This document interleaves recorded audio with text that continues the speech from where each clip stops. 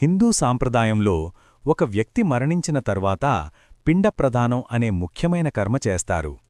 ఈ పిండం అంటే బియ్యం, నువ్వులు, నీటితో చేసిన ఆహారం. కాని ఇది సాధారణ ఆహారం కాదు. గరుడ పురాణం ప్రకారం మరణించిన వ్యక్తి ఆత్మ మరణం తరువాత వెంటనే శాంతి పొందదు. ఆత్మ ప్రేత రూపంలో ఉండి యమలోకానికి ప్రయాణం మొదలుపెడుతుంది. ఈ ప్రయాణం చాలా కష్టం. దాహం, ఆకలి, బాధలతో నిండినది. ఇక్కడే పిండప్రదానం పాత్ర మొదలవుతుంది. మనం చేసే ప్రతి పిండప్రదానం ఆ ఆత్మకు ఆహారంగా మారుతుంది. అది ఆత్మకు శక్తినిస్తుంది, ప్రయాణం పూర్తి చేయడానికి సహాయం చేస్తుంది.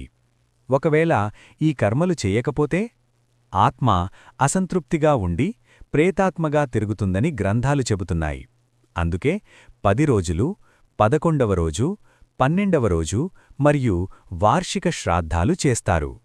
ఇది కేవలం సాంప్రదాయం కాదు, ఆత్మశాంతి కోసం చేసే ఒక బాధ్యత.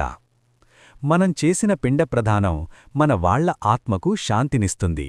అందుకే ఈ కర్మలను ఎప్పుడూ నిర్లక్ష్యం చేయకూడదు.